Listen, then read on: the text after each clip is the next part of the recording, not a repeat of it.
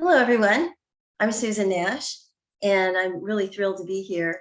And this is the second of a wonderful series that Mike Bingle Davis, the president of EMD, determined or devised, and it's called Geoscientists Stories of Survival. And it's one of many of EMD's series of webinars. We have one coming up on June 1st, which is the brine mining for lithium, with Smack Over Lime and also overview of that technologies. And our first of this series had to do with mud volcanoes and the quest for mud volcanoes that was almost fatal. And today we have John Node, but I'm going to let Mike introduce and also say a few words about EMD and also the future of the EMD, which is bright and happy. So Yes. thank you. Thank you, Susan. So like Susan said, I'm president of the Energy Minerals Division of AAPG, which is just a subset of AAPG that focuses more on, obviously, the energy minerals aspects.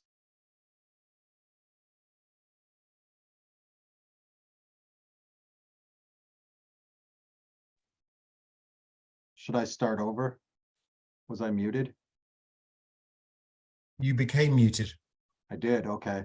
So I'll just briefly say, yeah, I'm president of Energy Minerals Division, at least until June, when I hand it over to another individual.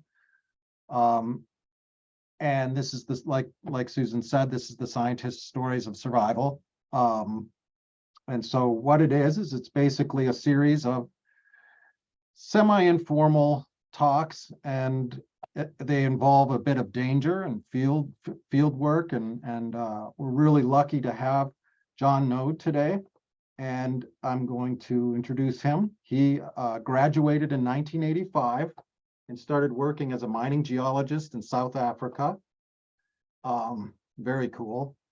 And at that point, he returned to the UK to work in marine cable laying and completed his master's in Dinosaur Provincial Park, Alberta, and a PhD in sedimentology in Eastern Borneo. He then started working oil and gas, including Middle Eastern exploration for Shell International and several other senior roles in Calgary. In 2017, he established a geological training company, and then subsequently has joined Stantec in 2022 as the role of a senior paleontologist monitoring construction projects. So he'll be touching on some of those field excursions and things that he encountered on those travels. I will leave it at that. The title, I'll let you go from there, John, and thank you so much for being here. I appreciate it. And go ahead, I'll mute. Thank you very much. Well, welcome everybody. This has been a great opportunity because I got the chance to share some of my favorite outcrops, which is building on a project that Susan had going last year. And then we're also going to explore some aspects of field work and keeping safe in the field. So I've got 7 outcrops for you today, hence the title, a range of depositional settings, and there's a blend of sedimentology, paleontology, and ichnology within each of these outcrops. And a few stories to make your hair curl. It's everything that can go wrong on a field trip. Everyone gets home safely, apart from this one figure on the top right here, where we actually found a body on the beach when we were working at the mouth of the Thames, and we turned over all of the seaweed to expose the body and found out that it was actually an inflatable doll. So that's the closest that we came to any injuries in this talk. I'm going to be going across things like the weather, transport issues, unpredictable participants, and a variety of unexpected events, and including some wildlife. And you'll see this top picture on the left here is a black bear that we came across on Outcrop only about a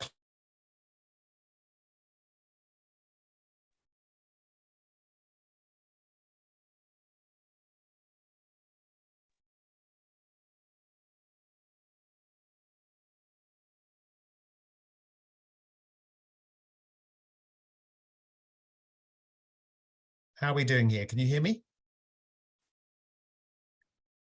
Okay, I'm going to carry on. I'm just going to look at Mike here. Am I on? Yes. Yep. Okay, sorry.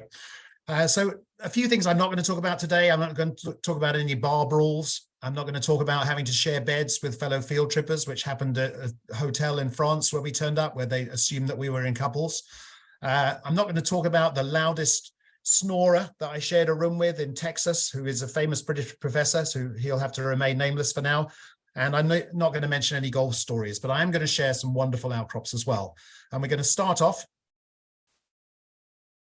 with an outcrop that I call the Amphitheatre, which is here in Alberta. So Dinosaur Provincial Park is where I did my master's, and the history of the dinosaurs goes back to 1984, where Joseph Tyrrell, who the Tyrrell Museum is named after, started finding dinosaurs along the Red Deer River. And even before that, the indigenous people here had plenty of experience of coming across dinosaur bones and things like these teeth that you can see in the picture here as well. The site was declared a provincial park in 1955 and then a UNESCO World Heritage Site in 1979, which is very exciting. And it's a World Heritage Site partly for the dinosaurs, but also because of the very varied terrain that you see. And if you look at this picture on the bottom left, you can see what a beautiful place it is. It actually looks like a dinosaur could walk around the corner at any time. Actual sediments themselves were deposited on the western margin of the Epicontinental Seaway. So this is the Western Interior Seaway running down here. You can see on this diagram on top right. And we're in this area where the red dot is. And at that time, it was terrestrial setting, but the sea wasn't far away. So one of the outcrops that occurs here, it's all terrestrial. So there's a lot of river channels and a lot of overbank deposits as well. But this particular channel in the amphitheatre, to me, is one of the most astounding fluvial outcrops that you're ever going to see. So we're back in the Campanian, 76 million years ago. And if you look at this diagram in the middle, the photo in the middle, you can see that we've got this set of sediments exposed here. And those sediments could be subdivided into three parts. We have a basal contact running along here where the red pointer is going.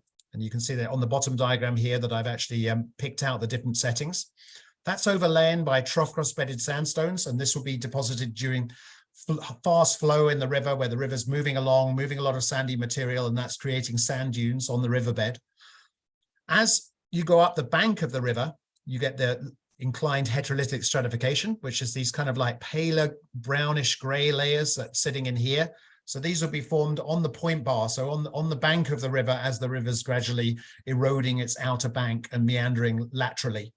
And then finally, it's capped by a mudstone, and the mudstone pinches out towards the right. So you can see by the time you get over here on the right side of the outcrop, it's only maybe a foot thick. And then it expands here to maybe, I don't know, 4 or 5 meters in thickness as you move across the outcrop. So we basically have a perfect scenario here of all the depositional settings that you would hope to see within a meandering channel. And then just to add to that, we've got some bank collapse blocks here. And when you look at these bank collapse blocks, which I'm showing on the left, these are actually made up of crevasse splay deposits with climbing ripples. So you've got pretty much every fluvial setting that you could hope for. Now, I mentioned the lag. There's a lag at the base of the channel here, and that lag is a microvertebrate site as well. So the microvertebrates is where you have small vertebrate material that's being gathered together either by crevasse splays or by river channel lag deposits. And I've just put a few examples here of the kind of fossils you can pick up on this erosion surface over here. So we've got turtle fossils here, champsosaur vertebrae, which is a kind of crocodile, hadrosaur teeth, ankylosaur teeth, fish, and ceratopsian teeth as well. So those are the horned dinosaurs. So we've got a huge variety of fossils in addition to all the sedimentary structures. So I've led a lot of field trips to Dinosaur Park over the years, including a lot of SIFT field trips, student industry field trips, where we get about 40 students from across Canada coming to visit. And we've had a few issues over the years. So one time, 4 of them had a very good time the night before, and we weren't able to actually even wake them up to get them onto the bus. The following year, we were traveling out to Dinosaur Park and the coach broke down on the highway. So we spent an hour on the highway waiting for a replacement bus. And you can just see, if you look at the back there, that the second bus, that's the bus that broke down and the students are getting onto the next bus. There was the time that I introduced the first outcrop and I said, everyone should just watch out for snakes, as it shows on that sign on the top right. And as I said it, this beautiful rattlesnake, which you can see here, wiggled its way out just to say, hey, did somebody call? I'm ready for duty. Then you get a few scorpions as well. And then finally, the incident with the sandwiches. So one year when we went to Dinosaur Park, It's in the Badlands. It's very hot. It was about 41 degrees. And we got the sandwiches out of the bus and took them out, ready for having lunch. And all of the mayonnaise had curdled because the temperatures were so high. So everybody ended up eating curdled sandwiches. So another area that's quite close by to Dinosaur Park is Redcliffe. And Redcliffe is named Redcliffe because when the lightning strikes the mudstones, as you can see on this top right-hand photograph, it actually bakes the mudstones up and basically forms bricks. And the first time I went to visit this outcrop was in winter, and there was very little snow on the ground, which seemed a little bit odd because there was snow everywhere else. And then the second time we went, we could feel that literally there was warmth coming through in your shoes. And then the third time we went to visit the outcrop, you could see that there was an underground fire. So this is the only time that I can remember, apart from Hawaii, where the outcrop itself was on fire. If you look at that crack in the rocks there, you can see there is literally fire in the hold because the rocks are literally burning. And this is an underground coal seam that was ignited by the lightning. And you can see it's forming this collapse caldera, this crater here on the lower left. So that's our first outcrop. We're now going to move to Mallorca in Spain for number 2. And this is what I call the sand dune. So around 5.4 million years ago, we had what's known as the Messinian salinity crisis. And this was triggered when the Straits of Gibraltar were closed due to alpine mountain building. So if you can imagine, the whole Straits of Gibraltar closed, and over the next 100,000 years, the entire Mediterranean dried up. And Mallorca was, at that time, had been an island, but Mallorca was left high and dry as a limestone promontory. And there were these winds blowing across the base of the Mediterranean Sea, and they were actually building up huge dunes along the southern coastline of Mallorca. So this photograph that you can see on the right-hand side here is a sand dune, which is about 150 meters high, which has literally been blown across the ancient seabed, and then stacked up against the side of the island. So this is what it looks like when you got onto the surface of this dune. You can see there's these really giant crossbeds, and some of the crossbed sets reach up to 20 meters in thickness. But what really brings it to life is that you also have a series of trackways that are on some of these surfaces. So this surface here that this gentleman is standing on, you can see that there are actually antelope footprints. So these antelopes were wandering across this dune 5.4 million years ago and probably wondering where the sea had gone. And I've just put in these modern deer tracks that come from Dinosaur Park, just for comparison purposes. You can see that there is absolutely no difference between these deer trackways at all. Now, what's cool about this, when you think about it, is that the Mediterranean is no longer dry today. And so it obviously had to refill. And the reason it refilled was that rises in relative sea level at that time, plus changes in the tectonic setting, meant that that breach opened up across the Straits of Gibraltar, and the water started pouring back in. And some of the estimates are that this Zanclean flood only took 74 days to fill the entire Mediterranean. And the waterfall that was created at the Straits of Gibraltar, while it wasn't absolutely vertical, was around 1.5 kilometers tall. So significantly taller than anything that we see in the world today. This is a random field trip tale that has nothing to do with Mallorca, but I just wanted to put it in. So I led a student field trip for Imperial College to Oxfordshire back in 2008. So this is in the UK. It was a paleontological topic. And we headed out towards the outcrops. We stopped at a roadside cafe to grab breakfast. And I shook up the ketchup, and the top of the ketchup fell off and coated one of the students in ketchup. So that was already a bad start to the day. So we got to the first outcrop, which is here in Blockley in Gloucestershire, down at the bottom here, which is very famous Low Elias outcrop. At least 9 different marine reptiles have come out of this site. And we walked into the site, and it was a very muddy day. And 2 of my students, actually, they walked into a big mud hole by mistake, and we never got their Wellingtons back. So that they were shoe free for the rest of the day. So anyway, we got to the last outcrop of the day, which is shown over here on the right at Duns Tew. And 2 of the students, a couple, disappeared into the bushes, and we were all waiting around for them, and everybody was getting a little bit frustrated by this canoodling. And they finally emerged, and they were a bit red-faced and sheepish, but they had a peace offering with them, and there was a piece of this crinoid bed. And what they'd done is that they'd gone off into the bushes and stumbled across an outcrop of crinoids, previously unreported, with a whole series of whole crinoids in there. So these are the individual calyxes and the stems of the crinoids that are shown here on this top right photograph. But we eventually reported it to this Oxford University Museum, and they undertook an excavation over about 2 weeks to take out every last piece of this material. So some good news came out of that dodgy activity. Next, we're going to move to a gold mine. So normally you wouldn't say an outcrop when it's occurring underground, but I just wanted to share this partly because it's from my geological past, but also because it is some stunning outcrop geology. So the Witwatersrand in South Africa, it's shown up here on the top right-hand side, and it's a huge, originally an impact crater, which led to a lot of deposition from around the margins of the crater, which is around the edge of this yellow structure here of the central Rand group. It was deposited around 2.9 million years ago, and it holds the world's largest gold reserves. So over 50,000 tons of gold have been produced from this area in South Africa. That's half of the gold that's ever been mined on Earth. It was discovered in 1886, and since then, mines have sprung up all over the country. And we're going to be looking at this area down here in Welkom in the Orange Free State, now called the Free State down here. And these are gold-bearing deposits. This is what they look like underground. So they're basically mining about a meter thickness of sediment and gradually working their way up dip. And then all of the material, which is produced from this stope here, the stope area that you can see on the lower right, they take it down this raise here or through a box hole, load it onto trains, and then the trains take it back to the shaft. This is me from my younger days when I was about 20, standing outside two of the shafts that we're going to be talking about, a mine called Centelina Gold Mine. And what you can see when you start mapping out the gold values here on the lower left is that they pick out the braid bars that were being deposited within this braided river system. So this is fan deltas and braided rivers flowing down into the middle of this impact crater here towards this Vredefort dome in the middle. So what does it look like when you're underground? Well, this photograph is taken almost a mile underground, and the pay interval, as I said, is really only about a meter thick. So they try and mine as minimal an area as they can. So when they're stoping, you've basically got this 1 meter thick slot in the rock, supported by the mat packs that I mentioned, the wooden packs.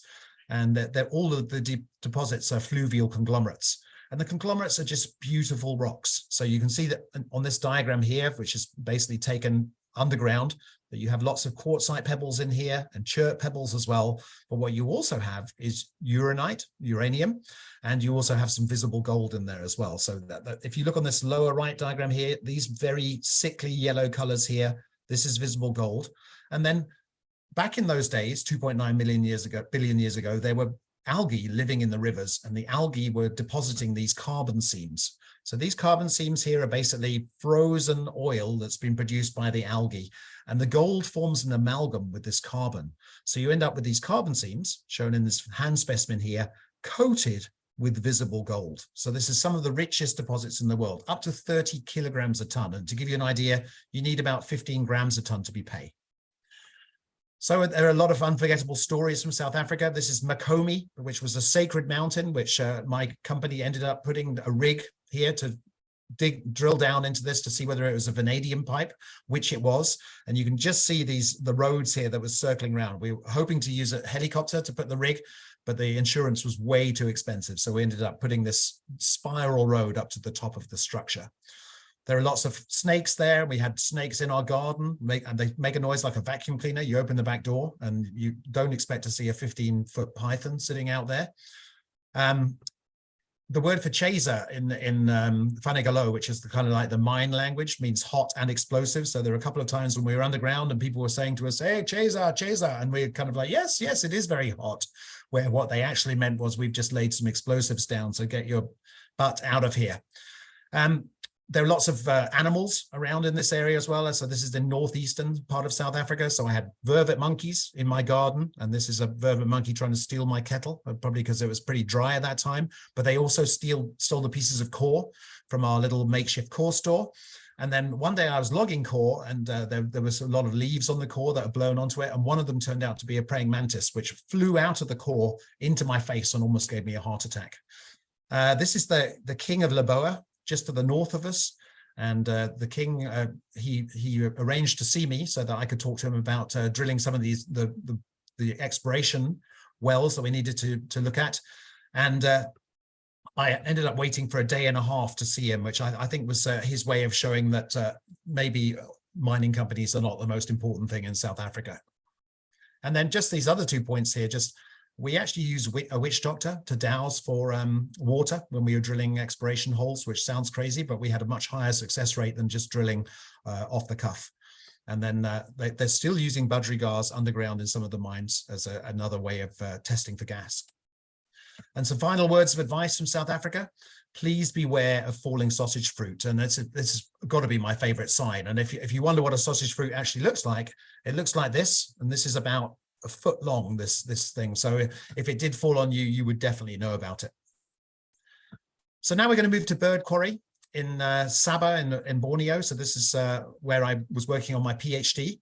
It's a fantastic area. You're in northeastern Borneo. So we're up at the top of Borneo in Sabah. So that's part of Malaysia. The lower part of the island is Indonesia. And you can see there are orangutans here as well, some in the wild, but these ones are actually in the orangutan sanctuary in Sepalok. And I was working in an area called Sandakan. And Sandakan was the former capital of British North Borneo, but is now just a little coastal city. And you can see it here in the lower left. And you can actually see there's some interesting geology here. These hills are here because of all the scissor faults. But there's lots and lots of Miocene sediments exposed, including diverse coastal clastic deposits. And one of the most famous is Batu Sapi, which means cow rock. And this is cow rock here. And to go and see cow rock, you actually have to go through a sawmill. And to get entry to the sawmill, you have to give out your passport. So you're kind of taking your life in your hands because you're thinking, well, if they lose my passport, I might never get out of here. So the quarry that I looked at is over here. So the picture of it on the left, and it's actually in a place called Kampong Bahagia, which means the happy village. And it was indeed a very happy place for me. So in this little area here, in these expansive fossil mangrove deposits, I found an incredibly diverse fauna. And the more you look, the more you find. So first of all, there were lots of mangrove lobsters. And this is a fossil mangrove lobster up at the top here. Thalassina is the Latin name. And they still exist today. And they form these giant mounds. So you see these mounds a meter or two tall, but they also obviously create lots of footprints. And this is a surface here that has fossil mangrove lobster tracks on it. So these are both very good ways of knowing that you're in a fossil mangrove setting. And these other dents in here are probably from some kind of deer, fossil deer that was in there. So a little bit like the deposits that we saw from Gibraltar area. There are also fossil bird footprints in here, and you can see I picked these out, these fossil bird footprints, and I've gone over these ones over here on the right-hand side. So these bird footprints were actually preserved on the base of a channel, which is very unusual. So the birds were walking around on the mudstone that was underneath, left their tracks. Then the tracks got cemented up by ironstone, so that helped to preserve them. So I was very excited to find these bird footprints, but even more exciting was this fossil here. So this is a trace fossil, and I don't know if you can see, but this is kind of zigzagging backwards and forwards. And this is made by a bird doing what's called swish feeding. So the bird's beak is going backwards and forwards through the sediment, basically sieving for small copepods, and it leaves these traces behind. So that this trace has never been recorded before in the fossil record. You see it in the recent occasionally with plovers, but not in the fossil record. So this is something that I need to publish up because this is something completely new. So there are also lovely plants there, and we've got rooted mangrove trees. There was a whole forest with about 40 trees within the same quarry, and even pieces of amber. And the amber yielded a whole variety of millipedes, ants, and this new species of parasitic wasp as well. So incredible location. So I have some advice for you from Sabah. First of all, don't stand next to the curb when it's raining. I was standing very much like this gentleman here. This is not my photograph, but I was standing waiting for the bus, and the bus came along and did not stop for me, but the wave of water literally went over my head and completely coated me. Don't leave your pack anywhere, even if you're in the most remote area of Borneo. There's always somebody around, and maybe that somebody wants to take your pack. And I had my pack taken one time, and they caught the people who did it, which was very good. And they said, we just like to tell you, we've got your pack back, we've got your wallet back and everything like that. And this is what we found in the guy's pocket. And in the guy's pocket who had taken my pack, he'd put my wife's photograph for some reason, which is very interesting. If you see an innocent looking green snake like this one here, which is actually called the green tree snake, then apparently it's actually mildly venomous. So I was looking at this snake and getting some great pictures. This is not my picture, but I have lots of pictures of snakes like these as well. And it's actually a mildly venomous snake, so you have to be pretty careful. There's lots of scorpions as well. And then I always remember the one time when I was out in the wilds and I heard this buzzing and I looked up and there was a whole swarm of bees coming towards me, and I lay on the ground and the bees were actually flying across, and even a couple of them bumped off my hat as they flew past. And finally, always be careful when your vehicle's being filled up. I've had my vehicle filled with diesel while I was there. It was a gas Jeep, and when it got filled with diesel, that really didn't do very well. And I ended up spending a day trying to get my truck drained. So we're now going to move to number 5, outcrop number 5, which is Lulworth Cove from Dorset in England. So this is another World Heritage site and World Heritage coastline, and there is some really crazy geology along here. So what you're seeing, this is Lulworth Cove here on the lower left. There's the cove itself, this beautiful subcircular feature. You can see here also on the aerial photo that you've got this cove here, and the dip of the beds is pretty much vertical. So all of the beds running along here, running along the coastline, are all dipping subvertically. And you can see there's also some heavy contortion in here as well. And this all relates to alpine mountain building. If we look at the geological picture here from the British Geological Survey diagram, you can see that the beds are kind of making their way along the coastline here and dipping in a vertical way. So this tectonic activity at the time also created the Witch Farm oil field, which is the largest onshore field in Europe. And what we see here is there's sedimentary rocks from late Jurassic to Tertiary that are exposed. And that includes the Purbeck beds, which we're going to talk about on the next slide. One of the funny things about this area is that a lot of it is owned by the British Defence. And you can quite commonly come across a tank while you're out driving around or even in the field. So you do have to be pretty careful and watch out for sudden gunfire. So the Purbeck limestone is an absolutely classic deposit, and it's exposed at Lulworth Cove, and we're going to be looking at the outcrops from there, but also exposed in a series of quarries on the Isle of Purbeck, and it is definitely worth seeing.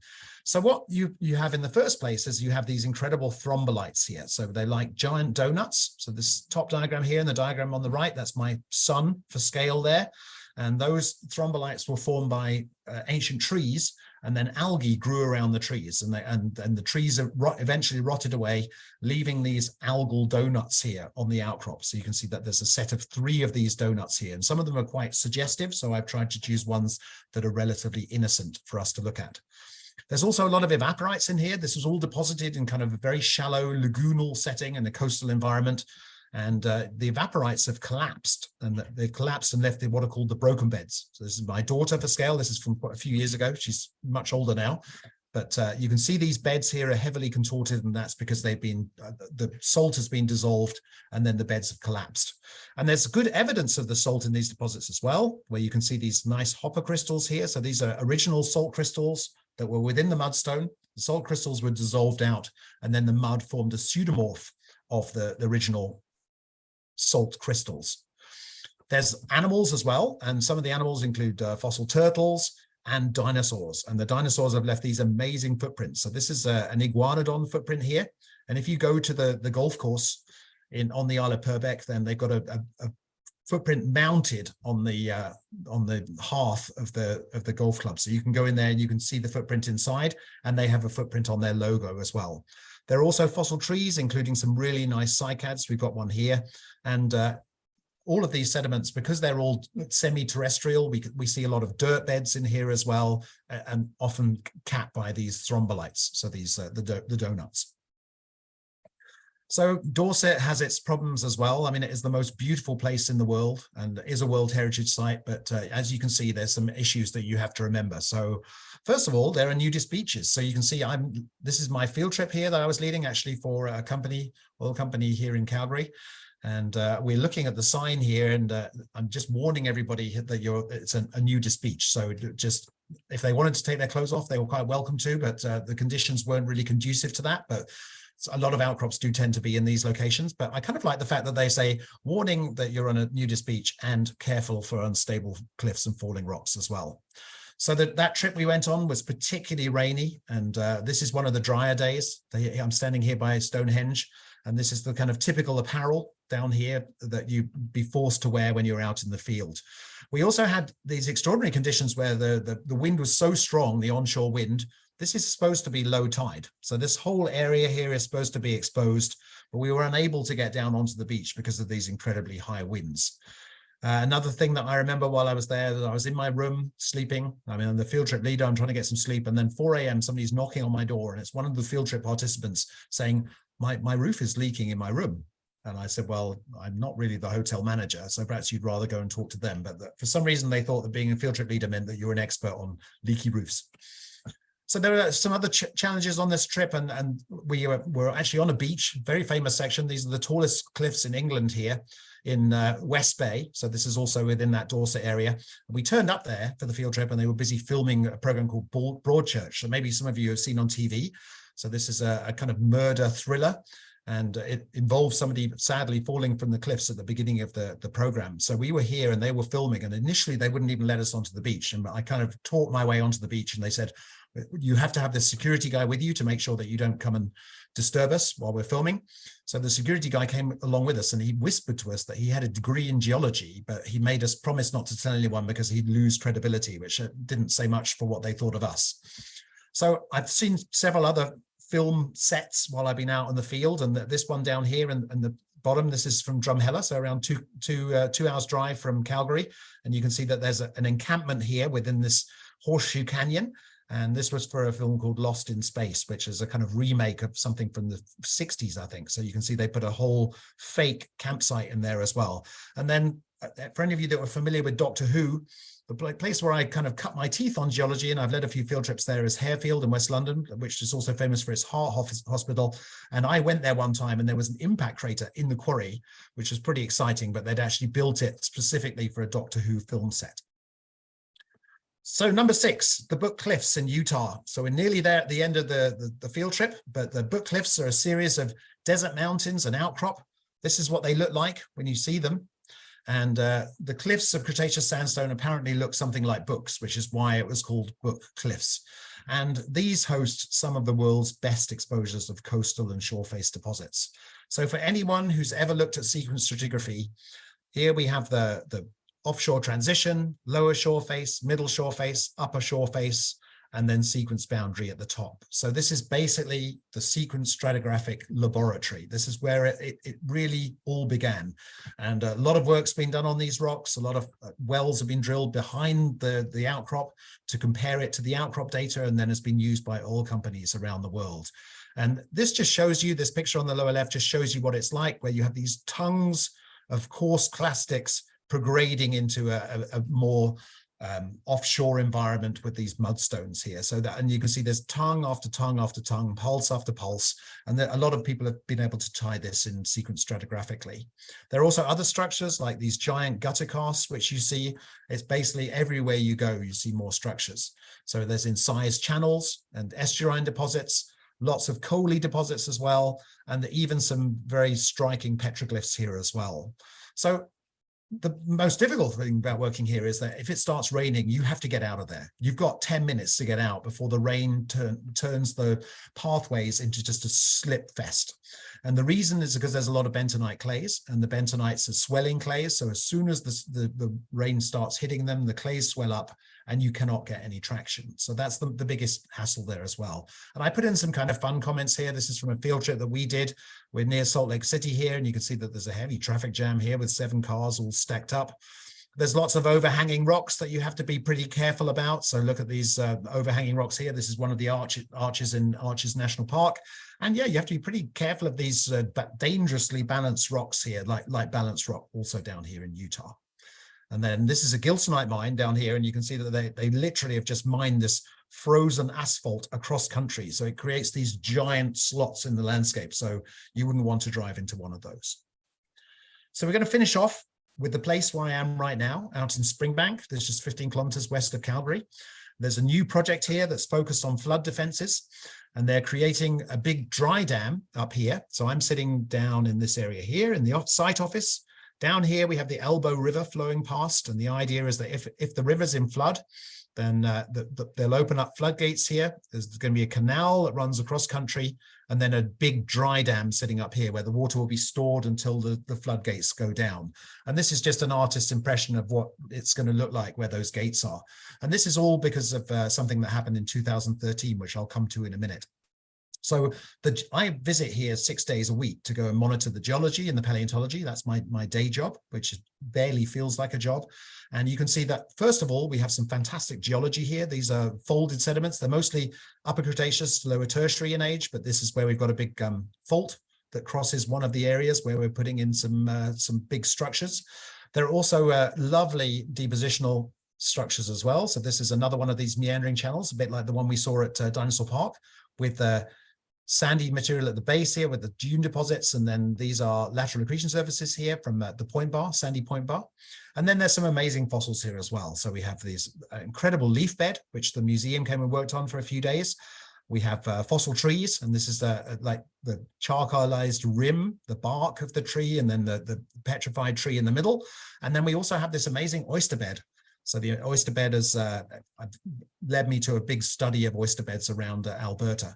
And we have one dinosaur bone, which I'm not going to show you because it's about this big. So it's not the most impressive thing. It looks like it's a piece of rib. The actual outcrop I'm going to show you today is the auxiliary spillway. And what happened here was that they needed to put a spillway in here, which was going to be cemented up. So before they did that, they had to scrape it flat. So they scraped across this whole area here for 160 meters. And then they hoovered it. So they basically took all of the sediment off because otherwise the cement wouldn't stick nicely. And then I dived in there, and we had a company drone that came in as well, that we collected this data of all of the fractures. So these are the fractures here, just shown in a bit more detail up at the top. And then this is the fractures where you take away the photograph, where you can start working on the fracture orientations. And then we've also got all the sedimentology here as well. So these are sandy channels here. The orange is a coal that's in here as well. And the reason they're so contorted is because there are faults and folds running through this area as well. So this is an absolutely classic high resolution 2D section, which has been created by the project and allowed us to jump in and grab that geology. So I mentioned the weather, and I mentioned some of the problems that you have with the weather that led to flooding and things like that. And we've had all sorts of weather when I've been running field trips in Calgary. So this was Snowtember. So this is actually the 11th of September. So right in the middle of the year, and yet we had a huge snowfall the night before. And I was supposed to run a field trip that day, but basically you can see that a lot of the tree branches were broken because of the weight of the snow, and it was impossible for us to get out into the field. We also have a lot of hailstones, a lot of hail, and this hail here, that's a Swiss Army knife for scale. This hailstone's about golf ball size. We also have heavy rains, and this is a famous outcrop. It's probably Canada's biggest exposed ammonite anywhere in the country, which is in British Columbia.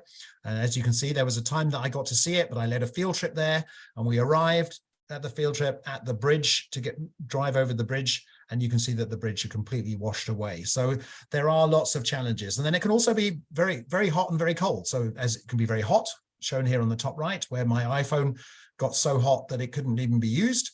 And we also had a field trip that I ran in November where it was -26, and we had everybody wrapped up nicely. So everyone was nice and warm, but that's probably the coldest day of field work that I've ever done with a group. And then I mentioned earlier about the fact that I'm working on flood defenses, and this is because in 2013, there was a huge flood, and I picked that day, not knowing that the flood would be happening, to run a field trip as well. So I turned on the TV in the morning to check the weather, and it actually said, the screen was flashing, and I thought, well, that's a little bit unusual. And it turned out that there had been enough rain that there was a huge flooding emergency here in Alberta. And 100,000 people, including us, were evacuated from our homes within Calgary. You can see this is what the city looked like. All of this area here is basically underwater, and just incredible around where the stampede grounds are. This is further up river, and we can see here that all of these houses, that all of their plots are being eroded away.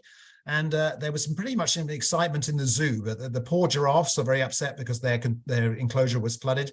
But there was some risk that the hippos were actually going to be able to float out of their enclosure. The water level got up high enough that they could have floated over the fence and out into the Bow River, which would be kind of a little bit like that Colombian story of Escobar and his hippo group.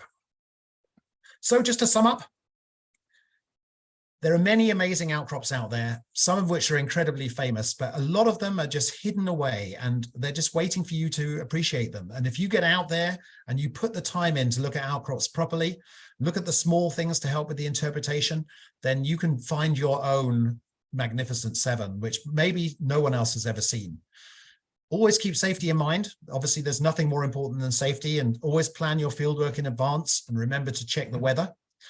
Think about the what ifs to help envisage what might go wrong out there.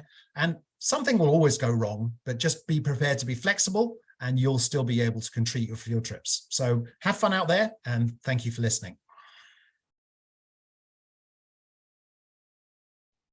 Thank you so much. Thank you. I had to mute and turn off my camera because I was half of these things I was laughing and good stuff. So we're going to open it up for questions or comments. If there's anyone that's out there that would like to, ask a question or make a comment, just raise your hand and we will unmute you and then you'll be able to ask your question. I'll kick it. I'll kick it off.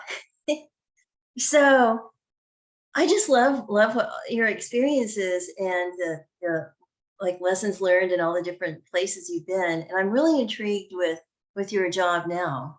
And I was just would like to have you comment on the value of what you're doing in relationship to dam construction. Sure. So there's a law that was executed, I think, in the 80s here in Alberta that just concentrated on historic resources. And so it's archaeological resources and paleontological resources. And so if you want to do excavations, if you want to do construction, if you want to dig for a pipeline, you have to make sure that a paleontologist and an archaeologist have first of all checked out the route and checked that there's not anything there. And if there is the chance of encountering fossils or encountering historic artifacts, then we will come out to site every day and monitor what's going on and make sure. So just yesterday, I was out in the field. We're putting in the grade control structure here, and we came across a big boulder that had a bunch of branches on it, fossil conifer branches from about 65 million years ago. So I immediately contact the museum, tell the museum. They said, yeah, we want you to collect them. And I'm thinking, well, the things are on a car-sized boulder, but we're going to try and break up the boulder today with a breaker. So we'll see what happens with that. But literally every day is different. There's always something going on.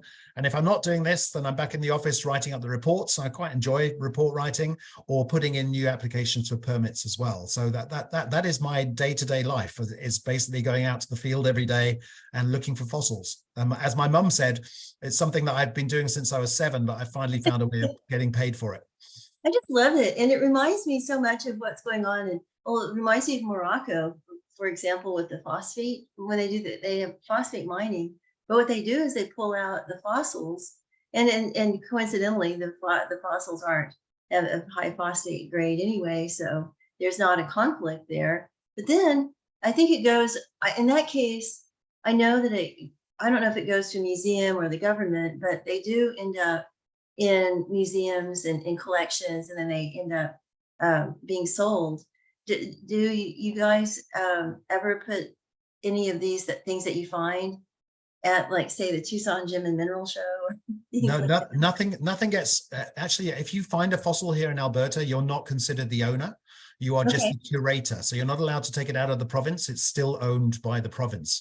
But oh, so if the province sells it, I guess that's what. Well, no, they take it and put it in the museum. So basically, every time I find an exciting fossil, I'll contact the Tyrrell Museum. They'll evaluate it, hopefully within a couple of hours, so that we don't have to stop the project for very long. And they'll say whether they have to come out and collect it, whether we can just leave it, whether they're not interested. I mean, that oyster bed I was so excited about, 2-meter thick oyster bed. Sadly, the museum had no interest whatsoever. So I collected some of the oysters, and we are doing a study on them with a guy from the Mount Royal University here in Calgary, but the museum really wasn't excited. So they make the final decision. Well, they will regret that. They will. Be interested in the oysters. I was just going to share that I've been brewing this talk for a while because I've got there's such fun stories from the field, and my wife always said, don't share them because no one wants to come on your field trips.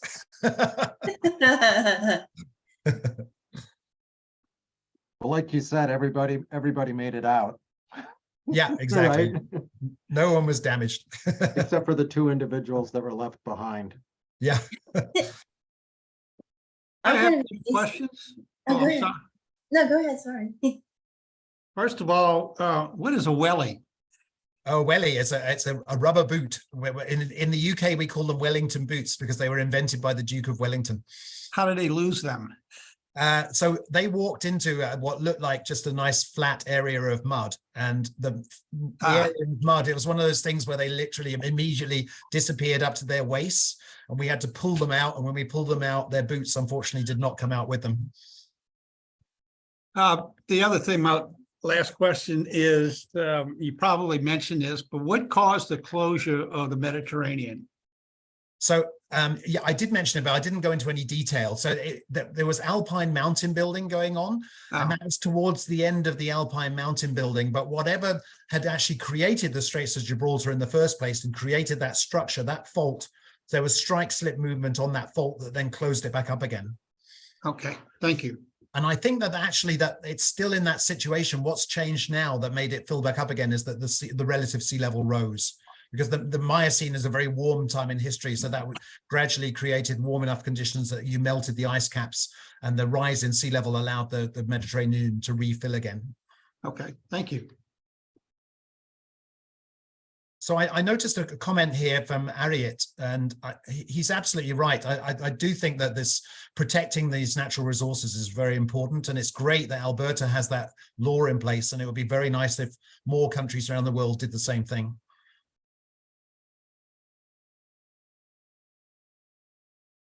Okay, so Albert asked about impact craters and whether the one in South Africa whether you might find them somewhere else. So the interesting thing is, Albert, that most of the impact craters that I've looked at least 30% of them are hosting oil and gas rather than hosting fluvial conglomerates, so with gold in them.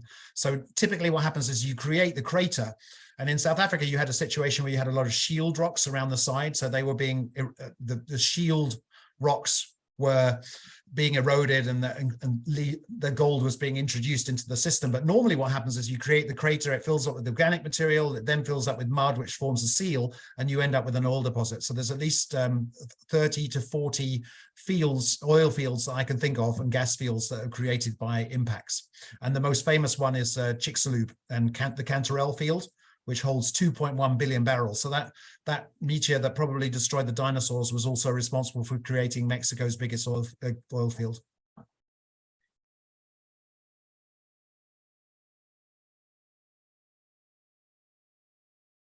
Anyway, well, I think we're going to share the presentation, the video of the presentation, and if anyone's interested, I'm happy to share all the slides as well. So just let Susan know, and we can send that through to you as well. So I don't believe in keeping these in secret. So anybody who's interested, just let us know. We can give you a copy. I love it. Are you still leading field trips? Yes. Yeah. Oh, gee, I've got a bunch to lead this year. And they're open to people that want to sign up? Yes. Yeah. So we're actually, one of the ones we're doing this year is for carbon sequestration. So we're going up to Lake Louise area and looking at the Gold Quartzite, which is a Cambrian quartzite, which is the lateral equivalent of the basal Cambrian sandstone, which is being used for our Quest carbon sequestration project here in Alberta. So yeah, there's lots going on. I'm going back to Dinosaur Park this year as well. I'm going out to Banff for another field trip. So yeah, lots going on. So when you look at an outcrop and you're evaluating it for potential reservoir for carbon sequestration, what are the characteristics that you're looking for? Okay, so the characteristics you really need is, first of all, you need to find the lateral equivalent of that buried to at least 1 kilometer. And the reason for that is because when you introduce the carbon dioxide, you want it to go in as a kind of semi-liquid. So you need that kilometer of bedrock to create enough pressure that it will go in as a liquid. You want kind of Goldilocks, you want some porosity but not too high porosity, so you want 7 to 12% ideally, so you can get the carbon dioxide in there, but so it doesn't immediately whoosh out to the edges and start trying to find its way to the surface. Tectonically quiescent area as well, ideally 200 meters plus of section, but Quest is working with about 40 meters of section, but you've got to have 40 meters of reservoir in there as well, and then you need a really good seal as well. And the seal, the best seals are evaporites, but you can make do with a mudstone as well. We have a question in the Q&A. And I'll just read it out loud. It's from Kurt Tolostrup. Hope I'm pronouncing that correctly. Regarding the spillway scraping and foundation work, I assume the engineers are drilling into the bedrock several meters with rock bolts and reinforcing rods to make strong structural connection when pouring new concrete. If true, I did not see evidence of that. Do you know any of the details? Yes, yeah, so that's absolutely correct. So what's happening is that they basically scrape the area off, and then if necessary, if they're building a structure there, a big structure, then they will put 15-meter long rock bolts in. So they're basically drilling 15-meter long holes into the ground, and then they're putting the rods in and then cementing them in place. So you've got 15-meter rock bolts. But if you're building a spillway, a small spillway, then generally you can be fairly confident in that narrow expanse that you're not going to get a great deal of ground movement. So we evaluate the geological conditions before that decision is made as to how many rock bolts are required. But typically, yeah, we're putting in long rock bolts, which it's pretty cool because when they do the drilling, they drill and they literally put the rod straight in there. So it's quite a straightforward process because there hasn't been a lot of movement that's happened in between. You know, if you do it the same day, you've still got your hole open, so you can slide it in there. And what I didn't say is that the areas to avoid with those rock bolts are coals, because the coals are pretty fissile, and also if you've got very contorted areas. So that if we see that in outcrop, that may lead us to try change the planned rock bolting slightly. I did want to mention in the chat, there was a question on where this is going to be posted. When it's done, I will post it on the Energy Minerals Division YouTube page. And I will also send copies to Susan as well as you, John. They're fairly large files, but we also have a list of all registrants. So what we would usually do is send out a link to the participants and the registrants, right? Is that correct, Susan? And yes, absolutely. And so, and also if you want to share it with the actual files with me, I can, well, if you're going to put, well, just send me the link to where you're going to upload it to YouTube, or if you want me to upload it, we'll do that. But there's also a link to the recording with the password in Zoom, so we can do that right away. So I was just going to say as well that this is a shameless advert, but I have a YouTube channel, and there is no fee. I'm not one of these influencers. I'm just I post a lot of talks and videos, outcrop videos and things. I post them on my YouTube site, so I'll post this on my YouTube site as well. So if you can't think of another way to find it, just look up my name, and I will make sure that I put this presentation on there as well. I've got about 20 or 30 presentations on there, which are all geologically related. So if anyone's interested, that's another avenue to explore. I love it. That's wonderful. Susan, you have another YouTube channel too, right? I mean, like eCordy, yeah, something like that. Yeah, so you'll have it there too. So it'll be in a couple different spots. And when you mentioned, hosting these field trips, where would an individual go if they're interested in participating? So I'm not the only company that's doing them. I mean, I get permission from my company to be able to take days off to lead the field trips, and usually we do them through the CSPG, which is now known as the CEGA, the Canadian Energy Geoscience Association. So if anyone's in the Calgary area, then definitely go through CEGA, and they'll be organizing them through there. And I just want to do a little shout out to the Canada region of AAPG, and just say that John is a proud member, and we have a very enthusiastic group, and they're planning some things for the future. So let's stay tuned.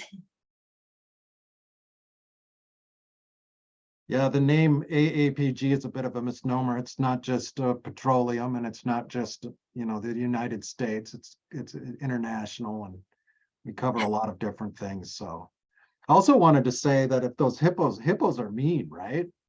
So if those would have gotten out, that would have been a terror. Yeah, absolutely. They're the most dangerous animals in Africa after the mosquito.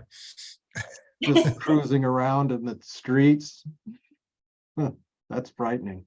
Yeah, I had the chance to see quite a few at Lake Naivasha in Kenya, and they didn't look at a distance. They look kind of docile, but I mean, everybody's saying, no, they're very horrible. They'll Yeah, actually chase after you. and they're fast too, right? So, Yes. so I mentioned Escobar in the talk. So what he did, he was, he's Yeah. in Colombia, and he actually had a whole herd of hippos imported into Colombia and put into his own river so that he could have his own herd of hippos. So that's just to explain the background to that comment. Frightening. It's like introducing piranhas to Africa. Like, Yeah. how wrong can you be?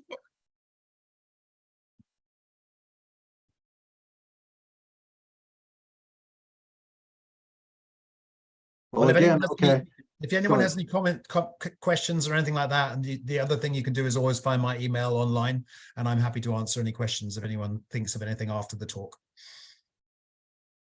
and thank you so much. We'll wrap it up here, but again, thank you so much. I always have a degree of jealousy when we have one of these, because we were talking about it, you get to go globally. I mean, to these awesome places. And I did my thesis work in some swamps west of Grand Forks, North Dakota. I guess I just probably picked the wrong subject matter, but it's always amazing to see all these different travels and different localities and things like that. So I really appreciate it. And I'm sure I will say though that I didn't really want to be wrapped up in vines, thorny vines, like what happened to Mark Tingay. yeah. I didn't even talk about the vines. Fortunately, if you do get allergic reaction to the vines in Malaysia, then the local chemists are always, the pharmacies, they know exactly what you need. Well, and I thought your use of it was witch doctors, right? Is that what? Yeah. Yeah, and there's a greater statistical accuracy using witch doctors than there are using actual technologies. Yeah. Isn't that crazy? I think that's really amazing. There's some questions there that what are we doing or what are they doing, right? Right.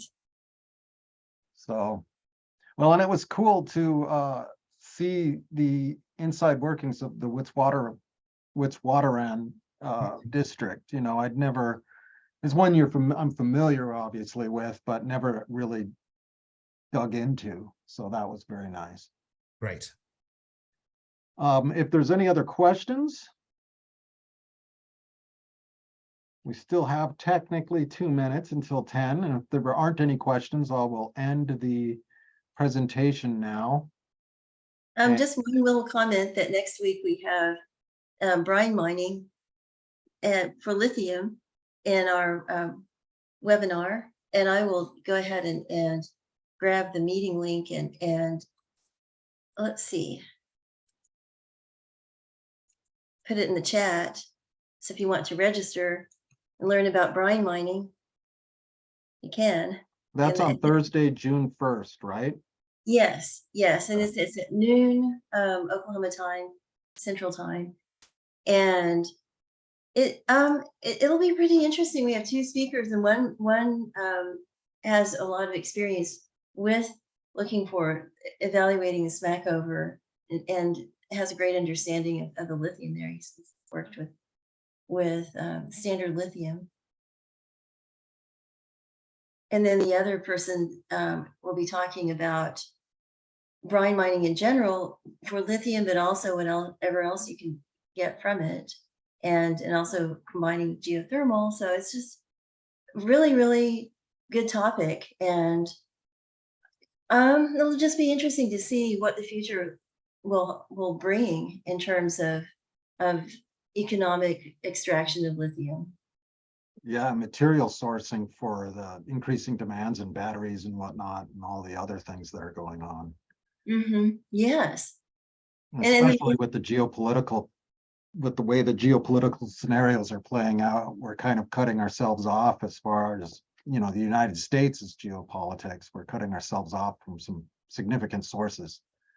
Yes, that's right. And it's interesting too. I mean, I think the smackover is interesting anyway. I'm going to try to do here's a little plug on LinkedIn. I've been doing History of Oil Finders Friday, And the week before last, I talked about shooting wells and nitroglycerin, and should we look at that again, revisit it? Then last week I did Baku and the productive formation and magma volcanoes, but then how it's transitioning into well, and including offshore wind, and then a couple of did other ones about serpentine plugs in South Texas, and one on Upper Devonian in early gas in western New York. And so I'm thinking about doing tomorrow in Smackover, just because it's the 100-year anniversary of the Smackover, well, 101 year of discovery. And the Smackover is just super interesting. So I think that what I'd like to do is do that, make it available. Usually I actually write it on Friday, post it on Saturday, Friday night, and it gets posted on Saturday. They call it Friday. And so I just want to encourage people to do that, because I just think that once we think about the past and connect it to the future, we have we start thinking in different ways. And that's what I love about today's presentation, John. I mean, like, I love the way that you're out in the field, but you're connecting it to real world applications, thinking about the future applications, and it's just wonderful. Thank you. Okay, so somebody said they didn't see the link. I'll put the link in again so it shows up. Here's the Smackover link.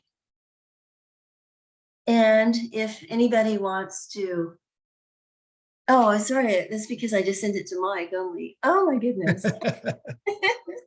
Yeah, well, that was because, the- yeah. There I'm we gonna go. send the link to our Energy Minerals Division YouTube is in the chat. And on that, to make the most efficient use of that YouTube channel is to just click on the playlists. Mhm. And in the way I kind of set that up was I grabbed some Creative Commons videos and just put them into different bins following subject matter. But if you're looking for the scientist stories of survival, that's where this talk's going to be placed on the EMD side of things. And I'll put the unedited version on there. We want to kind of increase the production value of it, make it look a little nicer and stuff like that. But once we get time, whenever that is. So, and someone also asked, how do you get notified of future energy minerals talks? I know it's kind of tough, but what I usually do is go through LinkedIn. Also, AAPG members get mailings, I think, right? Yeah, that gets set up through AAPG. So if you're a member, just keep your eyes peeled and Check your spam. yeah. And we try our best to advertise, but sometimes the subscribing to or following the AAPG posts is probably the best way to do it.